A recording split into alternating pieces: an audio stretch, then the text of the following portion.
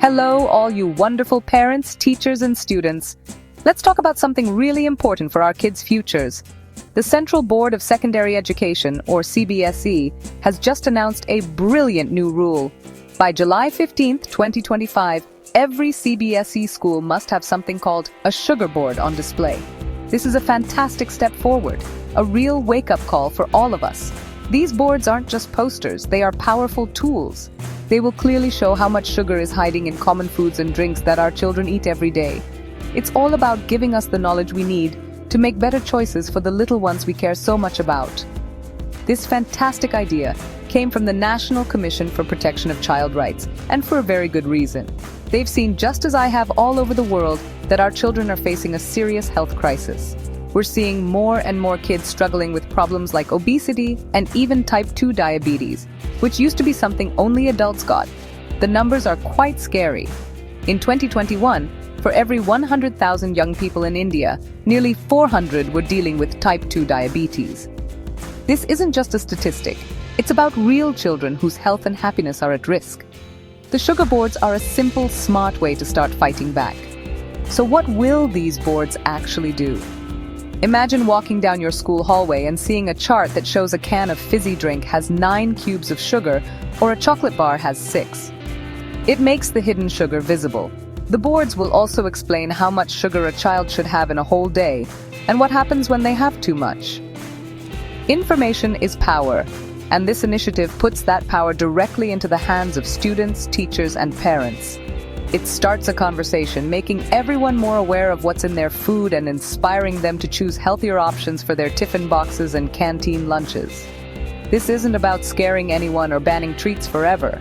It's about education and balance. We all love a bit of sweetness in our lives, but we need to understand the impact of having too much, too often.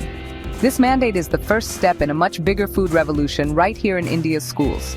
It's a commitment to protecting our children's health, giving them the best possible start in life. By simply making us more aware, the sugar boards are planting a seed of knowledge that can grow into a lifetime of healthy habits, ensuring our kids are not just smart in the classroom, but also smart about their well-being. Now, these sugar boards are a brilliant start, a proper game changer, but we have to be honest with ourselves. Sugar is only one part of the story. The health challenges our kids are facing are much bigger and more complicated. Focusing only on sugar is like trying to fix a leaky boat with just one patch when there are several holes. We need to look at the whole picture. Our modern world has created what experts call an obesogenic environment, an environment that practically encourages weight gain. It's not just about what our kids are eating, it's also about how they are living their daily lives. Let's talk about ultra-processed foods. These are the snacks that come in shiny packets, the instant noodles, the biscuits, and the sugary cereals that often find their way into lunchboxes. These foods are not just loaded with sugar, they are also often high in unhealthy fats, salt, and chemical additives, while being very low in the good stuff like fiber, vitamins, and minerals. They are designed to be incredibly tasty and easy to eat, but they offer very little nutrition. A diet packed with these items day after day contributes massively to poor health, making it harder for our kids to grow up strong and energetic. And then there's the issue of an inactive lifestyle. Think about it. How much time do our children spend running around outside compared to how much time they spend sitting down? With more screen time from televisions, tablets, and phones, and less time dedicated to physical play, their bodies aren't getting the movement they need. Exercise is crucial, not just for maintaining a healthy weight, but also for building strong bones, a healthy heart, and even a sharp mind. We need to make sure that running, jumping, and playing are a non-negotiable part of every single day, not just an afterthought. Finally, we can't forget about the importance of good sleep and a balanced diet rich in whole foods. A lack of proper sleep can mess with hormones that control hunger, making kids crave more sugary and fatty foods. At the same time, many children aren't eating enough fresh vegetables, fruits, and whole grains. These are the foods that fuel their bodies and brains properly. So while we tackle sugar, we must also champion a wider message. Eat real food, move your body, sleep well, and cut down on screen time. It's this holistic approach that will truly make a lasting difference. The good news is that we can absolutely turn this around. It all starts with small, smart changes in our schools and our homes. Many schools are already getting on board with brilliant ideas. Some, like the Jain International Residential School in Bengaluru, are talking to students about what they'd like to eat and creating canteen menus that are both delicious and healthy. Others are offering healthy combo meals to make the good choice the easy choice. It's about making healthy food exciting and accessible, not boring or difficult. This is exactly the kind of grassroots action we need to see everywhere. Parents, you are the true superheroes in this story. What you pack in your child's tiffin box has a massive impact, as it makes up a big part of their daily food. But it doesn't have to be complicated. Dietitians suggest simple swaps that make a huge difference.